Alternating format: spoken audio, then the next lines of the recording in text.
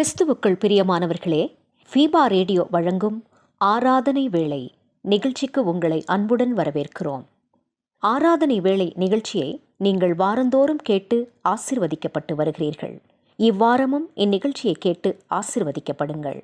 தேவன் ஆவியாய் இருக்கிறார். அவரை தொழுது கொள்ளுகிறவர்கள் ஆவியோடும் உண்மையோடும் அவரை தொழுது கொள்ள வேண்டும் என்றார். யோவான் 4:24. இந்நிகழ்ச்சி பற்றிய மேலான கருத்துக்களை கமெண்ட் செக்ஷனில் பதிவிடுங்கள். உங்கள் நண்பர்களுக்கும் இந்நிகழ்ச்சியை அறிமுகம் செய்யுங்கள். இனி கேளுங்கள் ஆராதனை வேளை.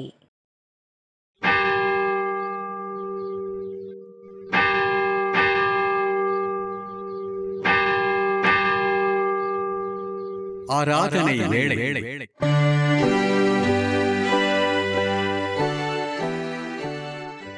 நம்முடைய ஆர்வம் பிதா குமாரின் பரிசுத்த ஆவியின் திருப்பேரிலே. ஆமென்.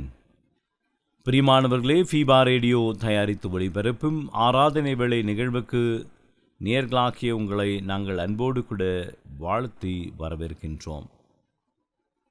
கர்த்ததாமே நம்மையும் இந்த ஆராதனை வேளை நிகழ்வையும் ஆசீர்வதிக்கும்படியாக நாம் ஒன்றுபட்டு ஒற்றுமையோடு கூட, ஜெபத்தோடு கூட, விசுவாசத்தோடு கூட இந்த ஆராதனை வேளை நிகழ்விலே பங்கு கொண்டு கர்த்தர் நமக்காகவும் நமக்கு வைத்திருக்கின்ற எல்லா நன்மைகளை பெற்றுக்கொள்ளும்படியாக நாம் விசுவாசத்திலே உறுதியாய் நிலைத்து ஆண்டவரை நோக்கி மன்றாடுவோம், பிரார்த்தனை செய்வோம். மகா இரக்கமும் கிருபை நிறைந்த எங்கள் அன்பின் ஆண்டவரே, சகலத்தையும் படைத்தவர் நீர், பராமரிக்கின்றவர் நீர், பாதுகாக்கின்றவர் நீர். இப்பொழுதுமாக 8ஆம் மாதத்தினுடைய 1வது ஓய்வு நாளை நாங்கள் ஆசரிக்கபடியாகவும், கடந்து வந்த 7 மாத காலங்களிலே நீர் எங்களை தாங்கி ஏந்து தப்புவித்து சுமந்து வந்த தயவுக்காக உமக்கு நன்றி சொல்லும்படியாக நீர் பாராட்டின இந்த வாய்ப்புக்காக நன்றிகளை சொல்லுகின்றோம். ஆண்டவரே, நீர் வாக்குத்தத்தம் பண்ணின ஆண்டவர், வாக்கு மாறாதவர், நான் உன்னோடு கூட இருப்பேன் என்று சொன்னவர், 7 மாத காலங்கள் எங்களோடு கூட இருந்து எங்களை ஆசீர்வதித்த தயவுக்காக நாங்கள் உமக்கு நன்றிகளை சொல்லுகின்றோம். இப்பொழுதுமாக இந்த ஆராதனை வேளை நிகழ்விலே நாங்கள் இணைந்திருக்கின்றோம். இந்த 8ஆம் மாதத்திலே எங்களுக்காக வைத்திருக்கின்ற எல்லா நன்மைகளுக்காக நன்றிகளை சொல்லுகின்றோம். ஏற்ற நேரத்திலே, ஏற்ற வேளையிலே அவைகளை நாங்கள் பெற்றுக்கொள்ள அருள் செய்ய வேண்டும் என்று சொல்லி மன்றாடுகின்றோம். அப்படி வார்த்தைகள் இப்பொழுது எங்கெல்லாம் ஒழித்து கொண்டிருக்கின்றதோ, தேவனுடைய பிரசனம் அங்கெல்லாம் இருப்பதற்காக நன்றி செலுத்துகின்றோம். உமது பிள்ளைகள் உணர்ந்து பக்தியோடு, விசுவாசத்தோடு, நம்பிக்கையோடு ஆராதனையில் பங்கு கொள்ள கிருபை பாராட்ட வேண்டும் என்று சொல்லி மன்றாடுகின்றோம். ஆவியானவரை எங்கள் மீது அனுப்பும் கர்த்தாவே, நிரம்பி நாங்கள் உமக்கு நன்றி சொல்ல அருள் செய்ய வேண்டும் என்று மீட்பர் இயேசு என்ற திருநாமத்திலே வேண்டி நிற்கின்றோம் பிதாவே. ஆமென். தேவனுடைய நாம மகிமைக்காகவும் ஆராதனைக்கு ஆரம்பமாக கிறிஸ்து சபை பாமாலைகளிலே ஆத்மமே உன் ஆண்டவரின் திருப்பாதம் பணிந்து என்ற பாடலை சேர்ந்து பாடுவோம்.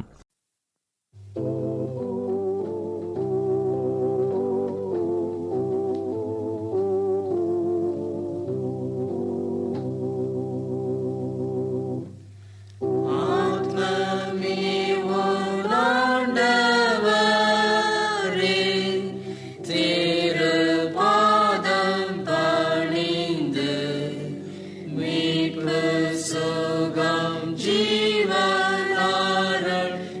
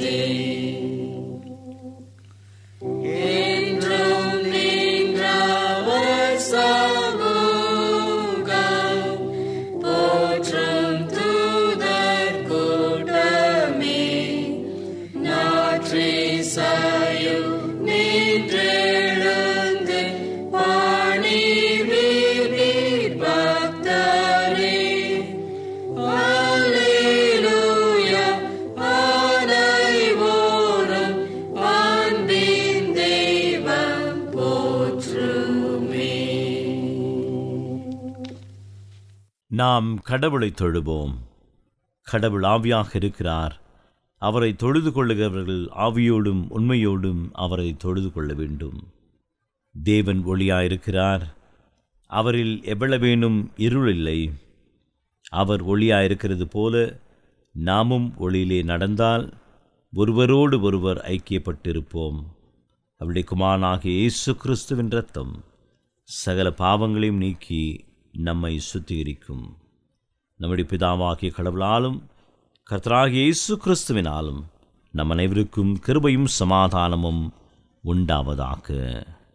சற்று நேரம் அமைதியோடு கூட இருப்போம். நாம் செய்த பாவங்கள், குற்றங்களை, தப்பிதங்களை தேவனுடைய சமூகத்திலே உண்மையாக உள்ளமாற நாம் அறிக்கை செய்வோம். நமது பலவீனங்களுக்காக பரிதவிக்க முடியாத பிரதான ஆசாரியர் நமக்கு இராமல் எல்லா விதத்திலும் நம்மை போல் சோதிக்கப்பட்டும் பாவமில்லாமல் இருக்கின்ற பிரதான ஆசாரியரே நமக்கு இருக்கின்றார். தேவனுடைய ராஜ்யம் சமீபமாக இருக்கின்றது. மனம் திரும்பி நற்செய்தியில் நம்பிக்கை வையுங்கள். நம்முடைய பாவங்களை மன்னித்து நமக்கு புது வாழ்வையும் புதுபலனையும் தர அவர் ஆயத்தமாக இருக்கின்றார். பாவத்தை அறிக்கை செய்து நாம் பாவ மன்னிப்பின் நிச்சயத்தையும் விசுவாசத்தோடு கூட நாம் பெற்றுக்கொள்வோம்.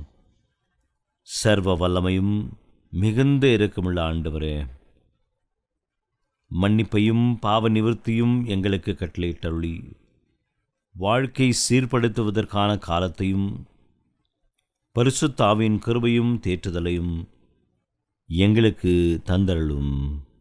ஆமேன். ஆண்டவரை துதியுங்கள். ஆண்டவர் நாமம் துதிக்கப்படுவதாக. இந்த நாளுக்குரிய வேத பகுதியை வாசிக்க நாம் கவனமாக கேட்போம். இன்றைக்கு வாசிக்கும்படியாய் தெரிந்து கொள்ளப்பட்ட வேத பாடம் ஏசாயா தீர்க்கதரிசன புஸ்தகம் 41வது அதிகாரம் 10வது வசனம் முதல் 14வது வசனம் முடிய. ஏசாயா 41 10 முதல் 14 முடிய. நீ பயப்படாதே, நான் உன்னுடனே இருக்கிறேன். திகையாதே, நான் உன் தேவன். நான் உன்னை பலப்படுத்தி உனக்கு சகாயம் பண்ணுவேன். என் நீதியின் வலது கரத்தினால் உன்னை தாங்குவேன். இதோ, உன்மேல் எரிச்சலாயிருக்கிற யாவரும் வெட்கி இலச்சையடைவார்கள். உன்னோடு வழக்காடுகிறவர்கள் நாசமாகி ஒன்றுமில்லாமற் போவார்கள். உன்னோடே போராடினவர்களை தேடியும் காணாதிருப்பாய். உன்னோடே யுத்தம் பண்ணின மனுஷர் ஒன்றுமில்லாமல் இல் பொருளாவார்கள்.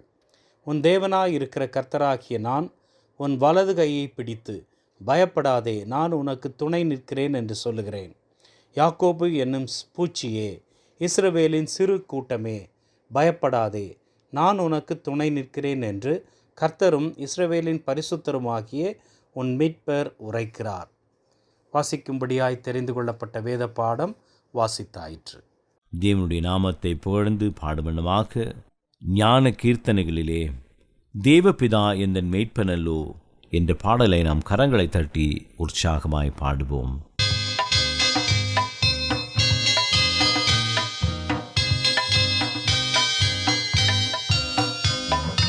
தேவபிதா எந்தன் மேய்ப்பனல்லோ, சிறுமை காட்சியடைகிறனே, ஆவலதாயனை பைங்கொள்வேன், அவமே தமதீர் அருளுகின்றார். தேவபிதா எந்தன் மேய்ப்பனல்லோ, சிறுமை காட்சியடைகிறனே, ஆத்தும தன்னை குளிர பண்ணி அடியேன் கால்களை நீவியனும், நேர்த்திய பாதையில் அவர் நிமித்தம் நிலமும் சுகமாய் நடத்துகின்றார். தேவபிதா எந்தன் மேய்ப்பனல்லோ, சிறுமை காட்சியடைகிறனே,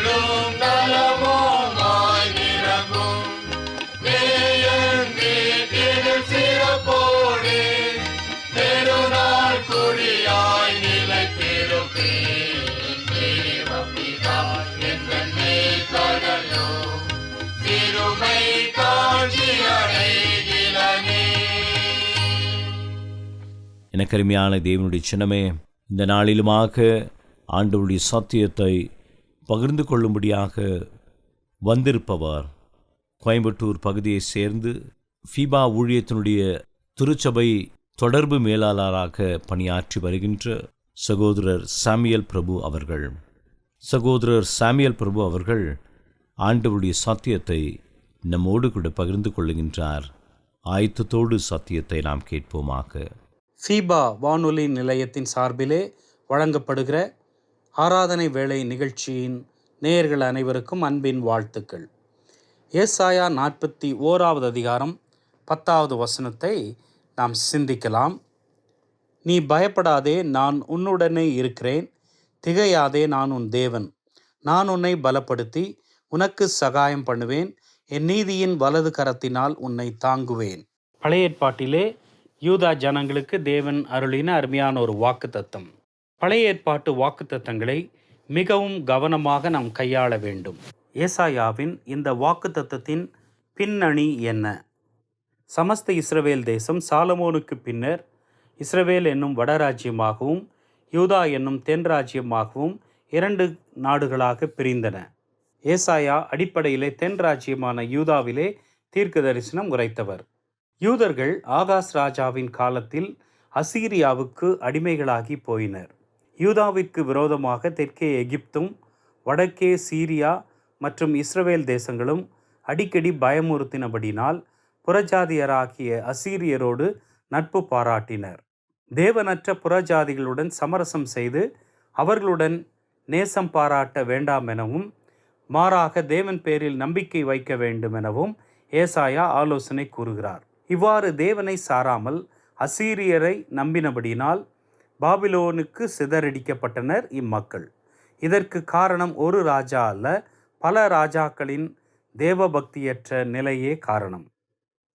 எசேக்கியா ராஜாவின் மரணம் முன்னறிவிக்கப்படுகிறது.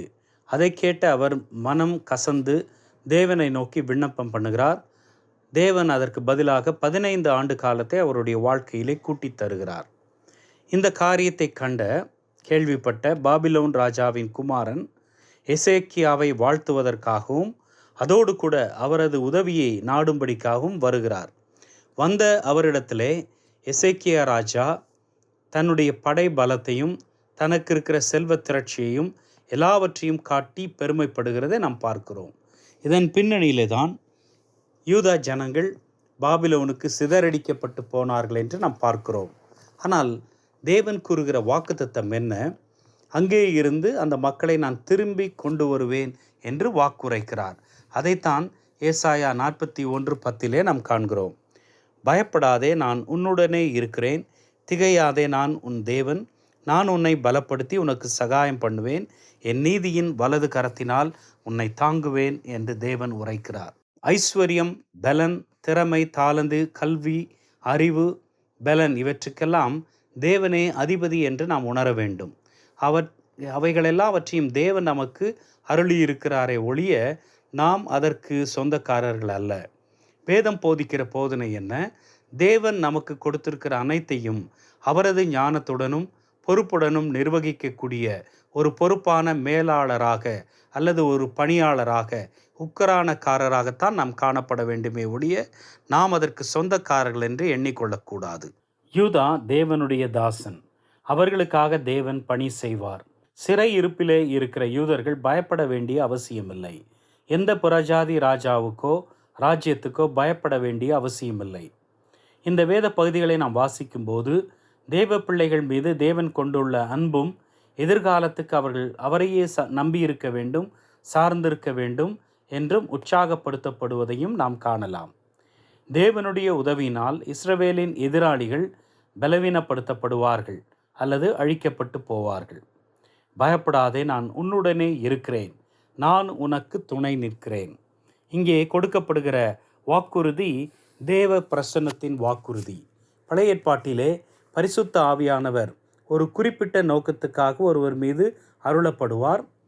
அந்த நோக்கம் நிறைவேறின பிறகு அவர் எடுத்துக்கொள்ளப்படுவார். ஆனால் புதிய ஏற்பாட்டிலே நாம் பார்க்கிறோம், பரிசுத்த ஆவியானவர் நமக்குள்ளே வந்து தங்கி உள்வாசம் பண்ணுகிறார் என்று. எபேசியர் 1 அதிகாரம் 13வது வசனம், நீங்களும் உங்கள் இரட்சிப்பின் சுவிசேஷமாகிய சத்திய வசனத்தை கேட்டு விசுவாசிகளான போது வாக்குத்தத்தம் பண்ணப்பட்ட பரிசுத்த ஆவியால் அவருக்குள் முத்திரை போடப்பட்டீர்கள். இங்கே பரிசுத்த ஆவியானவர் நாம் தேவனுக்கு சொந்தமானவர்கள் என்பதற்கு அடையாளமான முத்திரையாக காட்டப்படுகிறார்.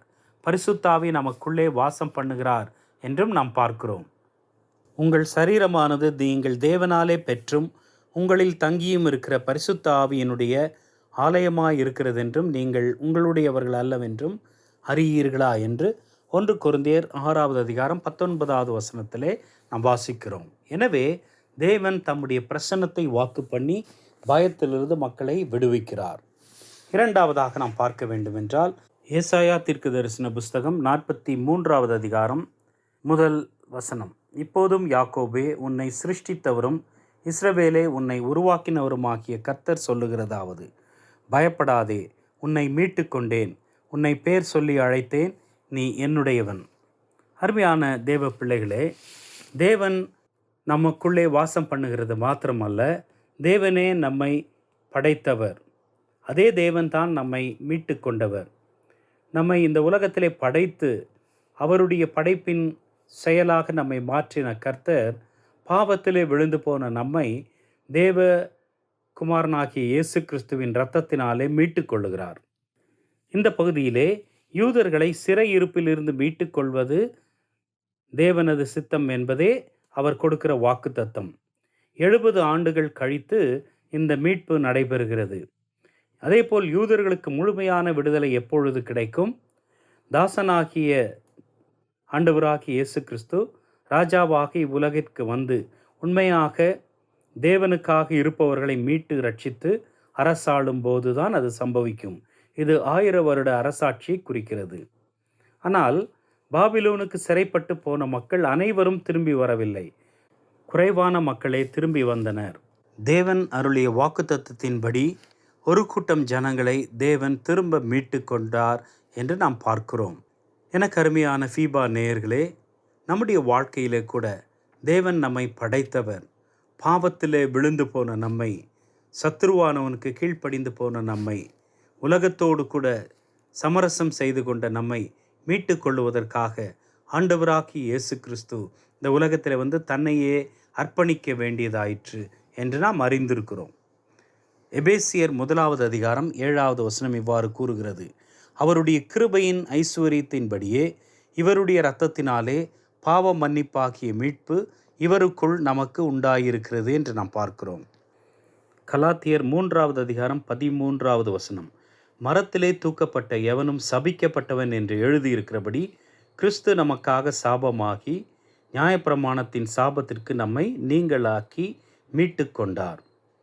அருமையானவர்களே, நம்மை படைத்த தேவன் பாவத்திலே மரித்து போன நம்மை, சாபத்திற்கு அடிமையாகி போன நம்மை நியாயப்பிரமாணத்தின் சாபத்திற்கு நீங்களாக்கி மீட்டு கொள்ளுகிறார். அதற்காக தம்முடைய குமாரனாகிய இயேசு கிறிஸ்துவின் இரத்தத்தினாலே அதை நிறைவேற்றுகிறார் என்பதை நாம் பார்க்கிறோம்.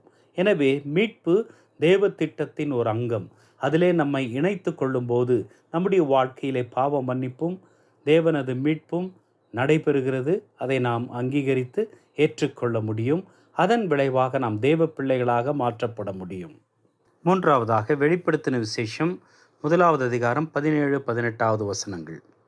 நான் அவரை கண்டபோது செத்தவனைப் போல அவருடைய பாதத்தில் விழுந்தேன். அப்பொழுது அவர் தம்முடைய வலது கரத்தை என் மேல் வைத்து என்னை நோக்கி, பயப்படாதே, நான் முந்தினவரும் பிந்தினவரும் உயிர் உள்ளவருமாய் இருக்கிறேன். மரித்தேன், ஆனாலும் இதோ சதா காலங்களிலும் உயிரோடு இருக்கிறேன். ஆமேன். நான் மரணத்திற்கும் பாதாளத்திற்கும் உரிய திறவுகோல்களை உடையவராய் இருக்கிறேன் என்று ஆண்டவராகிய இயேசு கிறிஸ்து கூறுவதை நாம் வாசிக்கிறோம். இது யாரிடத்திலே ஆண்டவர் கூறுகிறார்? யார் இயேசு கிறிஸ்துவின் மார்பிலை சாய்ந்து கொண்டிருந்தானோ அந்த அன்பான சீஷனை பார்த்து இப்பொழுது ஆண்டவர் சொல்லுகிறார், பயப்படாதே என்று சொல்லுகிறார். ஆண்டவராகிய இயேசு கிறிஸ்துவின் உலக வாழ்க்கையிலே அவர் மார்பிலை சாய்ந்து கொண்டு மிகுந்த உரிமை பாராட்டினவர் அப்போஸ்தலனாகிய யோவான். அதே நேரம் உயிர்த்தெழுந்த இயேசு கிறிஸ்துவை பரலோகத்திலே அவருடைய மகிமையான ஸ்தானத்திலே கண்ட அதே அன்பான சீஷன், அவருடைய மார்பிலே சாய்ந்து கொண்டிருந்தவன் தைரியமாய் அவரை அணுக முடியவில்லை. வசனம் என்ன சொல்லுகிறது? செத்தவனைப் போல தரையிலே விழுந்தான் என்று பார்க்கிறோம். அந்த யோவானை ஆண்டவர் தட்டி எழுப்பி பயப்படாதே என்று சொல்லுகிறதை நாம் இங்கே பார்க்கிறோம். மூன்றாவதாக, அவர் தேவன், என்றென்றும் ஜீவிக்கிறவராய் இருக்கிறபடியால் வாழ்க்கையிலே நாம் எதற்கும் பயப்பட வேண்டிய அவசியமில்லை. ஏனென்றால் மறுமை அல்லது நித்தியம் நமக்கு வாக்கு பண்ணப்பட்டிருக்கிறது. வியாதிக்கு நாம் பயப்பட வேண்டியதில்லை, மரணத்துக்கும் நாம் பயப்பட வேண்டிய அவசியமில்லை, ஆபத்துக்கள் விபத்துகளுக்கு நாம் பயப்பட வேண்டிய அவசியமில்லை. எபிரேயர் 4வது அதிகாரம் 15-16 வசனங்கள். நம்முடைய பலவீனங்களை குறித்து பரிதபிக்கக்கூடாத பிரதான ஆசாரியர் நமக்கிராமல் எல்லா விதத்திலும் நம்மை போல சோதிக்கப்பட்டும் பாவமில்லாதவராய் இருக்கிற பிரதான ஆசாரியரே நமக்கு இருக்கிறார். ஆதலால் நாம் இரக்கத்தை பெறவும் ஏற்ற சமயத்தில் சகாயம் செய்யும் கிருபையை அடையவும் தைரியமாய் கிருபாசன தண்டையிலே சேரக்கடவும். கிருபாசனம் என்பது தேவ மக்களின் பாவங்களை தேவன் மன்னிக்கிற இடம். எனவே அங்கே தைரியமாக நம்மால் சேர முடியும். விசுவாசிகளாகிய நாம் எதிர்காலத்தை குறித்தோ மரணத்தை குறித்தோ நரகத்தை குறித்தோ பயப்பட வேண்டிய அவசியமில்லை. ஏனென்றால் நமக்காக தேவன் பரலோக ராஜ்யத்தை அவர் ஏற்படுத்தி வைத்திருக்கிறார். உங்கள் இருதயம் கலங்காதிருப்பதாக, தேவனிடத்தில் விசுவாசமாயிருங்கள், என்னிடத்திலும் விசுவாசமாயிருங்கள். என் பிதாவின் வீட்டில் அநேக வாசஸ்தலங்கள் உண்டு. அப்படி இல்லாதிருந்தால் நான் உங்களுக்கு சொல்லியிருப்பேன். ஒரு ஸ்தலத்தை உங்களுக்காக ஆயத்தம் பண்ண போகிறேன். நான் போய் உங்களுக்காக ஸ்தலத்தை ஆயத்தம் பண்ணின பின்பு நான் இருக்கிற இடத்திலே நீங்களும் இருக்கும்படி நான் மறுபடியும் வந்து உங்களை என்னிடத்தில் சேர்த்து கொள்ளுவேன் என்று ஆண்டவராகிய இயேசு கிறிஸ்து யோவான் 14வது அதிகாரம் முதல் 3 வசனங்களிலே அப்போஸ்தலர்களை பார்த்து கூறியிருக்கிறார். அன்பான ஃபீபா நேயர்களே, தேவ பிரசன்னம் நமக்குள்ளே இருக்கிறபடியால் நாம் பயப்பட வேண்டிய அவசியமில்லை. அதே தேவன் நம்மை படைத்தவரும் மீட்டு கொண்டவருமாக இருக்கிறபடியால் நாம் பயப்பட வேண்டிய அவசியமில்லை. அவரே ஆதியும் அந்தமுமாக எல்லாவற்றிலும் எல்லாமுமாக இருந்து நம்மை வழிநடத்த போகிறவராய் இருக்கிறபடியால் நாம் எதை குறித்தும் பயப்பட வேண்டிய அவசியமில்லை. அவரை நாம் அண்டிக் கொள்ளுவோம். அவரே நம்மை வழிநடத்துவாராக. இந்த சிந்தனைகள் நம்மை ஆண்டு கொள்ளட்டும். எனக்கு அருமையான தேவனுடைய ஜனமே, இந்த நாளிலுமாக ஆண்டவருடைய வார்த்தைகளை நம்மோடு கூட பகிர்ந்து கொண்டு அருமையான சகோதரன் சாமியல் பிரபு அவர்களுக்கு ஃபீபா ஊழியர்களின் சார்பிலும் ஆராதனை வேளை நேயர்களாகிய உங்கள் அனைவரின் சார்பிலும் வாழ்த்துக்களையும் நன்றிகளையும் தெரிவித்துக் கொள்கின்றோம். கர்த்ததாமே அவரையும் அவர் செய்து வருகின்ற ஊழியத்தையும் அவருடைய குடும்பத்தையும் அளவில்லாமல் ஆசீர்வதிப்பாராக. நாம் யாவருமாக இணைந்து நம்முடைய பற்றுறுதியை அப்போஸ்தலர் விசுவாச பிரமாணத்தின் வாயிலாக அறிக்கை செய்து அதை நாம் உறுதி செய்வோமாக.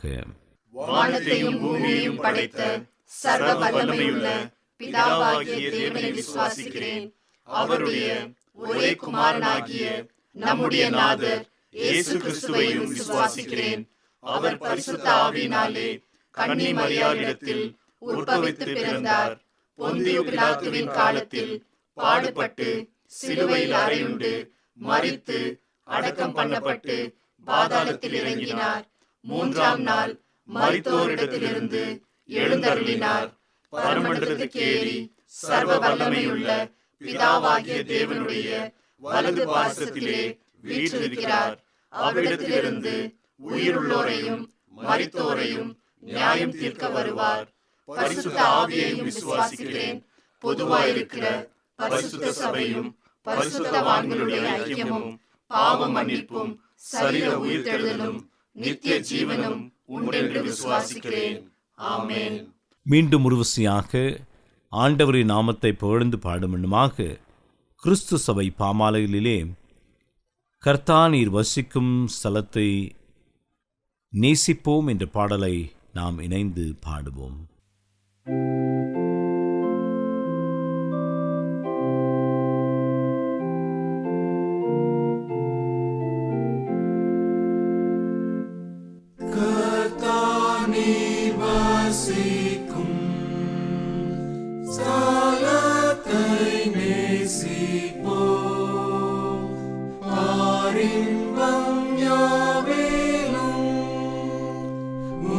வீட்டை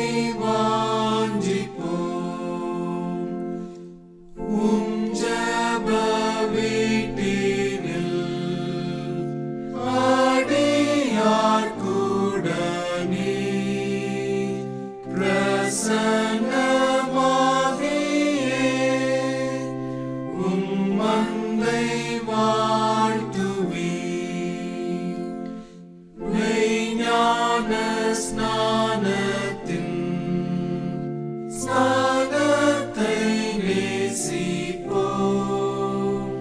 விண் பிரவாமாவியால் பேரருள் பெறுவோம். மாதுய பந்தியால் உம்பிடம் நேசிப்போம்.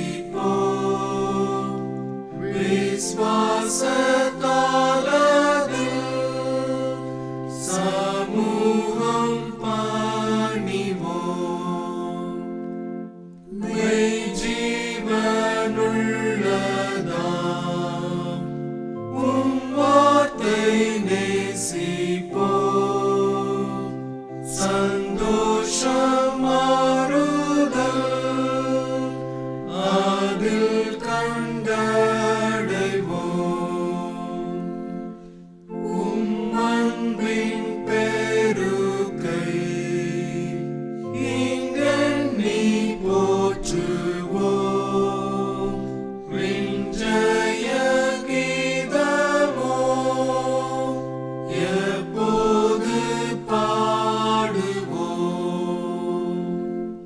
கர்த்தாவும் முகத்தை கண்ணார காணவே உம்மை பாரினில் நேசிக்க ஏவுமே. ஆமென். ஆண்டவரை நோக்கி நாம் விண்ணப்பம் செய்வோம். எங்களை நேசிக்கிற எங்கள் அன்பின் ஆண்டவரே, இந்த காலை வேளைக்காக நன்றி செலுத்துகின்றோம். 8ஆம் மாதத்தினுடைய முதலாவது ஓய்வு நாளை நாங்கள் காணும்படியாகவும் 8ஆம் மாதத்திற்குள்ளாக உம்முடைய ஆசீர்வாதத்தோடு கூட நாங்கள் பிரவேசிக்கும்படியாக கிருபை தந்திரக்காக நன்றிகளை சொல்கின்றோம். ஆண்டவரே, எங்களோடு கூட நீர் பயணித்து எங்களுடைய எல்லா சூழல்களிலும் நீர் உம்முடைய பிரசன்னத்தினாலே எங்களை நிரப்பி இதோ இந்த 8ஆம் மாதத்திற்குள்ளாக பிரவேசிக்கின்ற ஸ்லாக்கியத்தை இந்த ஆண்டிலே தந்திரதுக்காக நன்றிகளை சொல்கின்றோம். கர்த்தர் செய்த நன்மைகளுக்காக நான் எண்ணத்தை செலுத்துவேன் என்று சங்கீதக்காரன் கேட்கின்ற வண்ணமாக ரட்சிப்பின் பாத்திரத்தை எடுத்துக்கொண்டு வாழ்நாள் முழுவதும் நாங்கள் உமக்கு நன்றி சொல்ல எங்களுக்கு நீர் கிருபைகளை தாரும். இப்பொழுதுமாக உடைய சமூகத்திலே தங்களுடைய தேவைகளை ஊற்றி கொண்டிருக்கின்ற ஒரு பிள்ளைகளை கண்ணோக்கி பாரும். பாரத்தோடு, வியாகுலத்தோடு, கஷ்டத்தோடு, கண்ணீரோடு தங்களுடைய தேவைகளை உம்முடைய சமூகத்திலே சொல்லிக் கொண்டிருக்கின்ற பிள்ளைகளுக்காக, கணவனுக்காக, மனைவிக்காக, பிள்ளைகளுக்காக, பெற்றோருக்காக, அவருடைய பலவீனங்களுக்காக, சுகவீனங்களுக்காக மன்றாடி கொண்டிருக்கின்ற ஒவ்வொருவருடைய விண்ணப்பத்தை நீர் கேட்டள்ளும். எங்கெல்லாம் இந்த வார்த்தைகளை இப்பொழுது ஒலித்து கொண்டிருக்கின்றதோ அங்கெல்லாம் தேவனுடைய பிரசனம் இறங்கி கர்த்தாவே ஒரு பெரிய மாற்றுதலை உண்டாக்க வேண்டும் என்று சொல்லி மன்றாடுகின்றோம். உடைய வார்த்தைகள் ஒவ்வொன்றும் ஆமென்றும் ஆமென்றும் இருப்பதற்காக நன்றிகளை சொல்லுகின்றோம். ஆண்டவரே, இந்த நிகழ்ச்சியின் முடிவிலே தங்களுடைய எல்லா விண்ணப்பத்தை சொல்லின பிள்ளைகளுக்கு அவருடைய மனதிற்கு ஒரு நிறைவையும் சமாதானத்தையும் அமைதியும் நீர் தந்தரள வேண்டும் என்று சொல்லி நாங்கள் மன்றாடுகின்றோம். அதற்கும் மேலாக ஒரு நம்பிக்கையை தர வேண்டும் என்று சொல்லி நாங்கள் மன்றாடுகின்றோம். நான் கர்த்தரிடத்திலே கேட்டேன், கர்த்தருடைய தயவினாலே நான் எல்லாவற்றையும் பெற்றுக்கொண்டேன் என்று சொல்லி சாட்சி பகிர அருள் செய்ய வேண்டும் என்று மீட்பரும் இரட்சகருமான இயேசு கிறிஸ்துவின் இனிய நாமத்திலே வேண்டி நிற்கின்றோம் பிதாவே. ஆமேன். ஆண்டவர் நமக்கு சொல்லித் தந்த கர்த்தருடைய ஜெபத்தை ஒன்றாக ஏறெடுப்போம். பரமண்டலங்களில் இருக்கிற எங்கள் பிதாவே, உம்முடைய நாமம் பரிசுத்தப்படுவதாக, உம்முடைய ராஜ்யம் வருவதாக, உம்முடைய சித்தம் பரமண்டலங்களில் செய்யப்படுகிறது போல பூமியிலேயும் செய்யப்படுவதாக. அன்றன்றுள்ள அப்பத்தை இன்று தாரும். எங்களுக்கு விரோதமாய் குற்றம் செய்கிறவர்களுக்கு நாங்கள் மன்னிக்கிறது போல எங்கள் குற்றங்களை எங்களுக்கு மன்னியும். எங்களை சோதனைக்குள் பிரவேசிக்க பண்ணாமல் தீமையிலிருந்து எங்களை ரட்சித்துக் கொள்ளும். ராஜ்யமும் வல்லமையும் மகிமையும் என்றென்றைக்கும் உடையவைகளே. ஆமென். ஆண்டவரின் ஆசீர்வாதத்தை இப்பொழுது நாம் பெற்றுக்கொள்வோம். திரியேகராம் தந்தை, மைந்தன், தூயாவின் அன்பு, கிருபை, ஆற்றல், ஆசீர்வாதம் நம் அனைவரோடும், நாம் கேட்டிருக்கின்ற எல்லா விண்ணப்பங்களோடும், பெற இருக்கின்ற எல்லா நன்மையுடனும், பிரவேசித்திருக்கின்ற புதிய மாதத்துடனும், கர்த்தர் தருகின்ற எல்லா ஆசீர்வாதத்துடனும் என்றுமென்றும் சதா காலங்களிலும் தங்கி நிலைத்து இருப்பதாக. ஆமென்.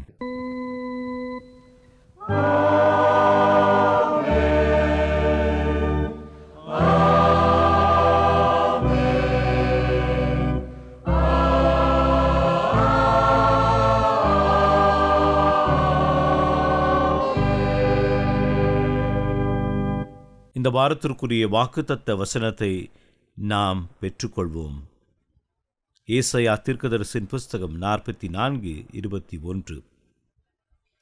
நான் உன்னை உருவாக்கினேன், நீ என் தாசன், இஸ்ரவேலே, நீ என்னால் மறக்கப்படுவதில்லை என்று கர்த்தர் நம்மை பார்த்து இந்த மாதத்திலே சொல்லுகின்றார். அவர் நம்மை மறவாமல் நம்முடைய எல்லா தேவைகளையும் சந்திப்பார் என்று சொல்லி உங்களிடத்திலிருந்து விடைபெறுவது உங்கள் ஊழியன் அருள் திரு தியோட வில்லியம். கர்த்தர் உங்களை ஆசீர்வதிப்பாராக. ஆமென். நேயர்களே, மீண்டும் நினைவூட்டுகிறோம், நீங்கள் ஃபீபா ரேடியோவின் நிகழ்ச்சிகள் பற்றிய தகவல்களை அறிந்து கொள்ள விரும்பினால் டிஸ்கிரிப்ஷனில் கொடுக்கப்பட்டுள்ள லிங்கை கிளிக் செய்யுங்கள். மேலும் நீங்கள் எங்களோடு தொடர்பு கொள்ள விரும்பினால் டிஸ்கிரிப்ஷனில் கொடுக்கப்பட்டுள்ள அலைபேசி மற்றும் தொலைபேசி எண்களை தொடர்பு கொள்ளலாம். வாழ்த்துக்கள் கூறி விடை பெற்றுக் கொள்கிறோம். வணக்கம் நேயர்களே.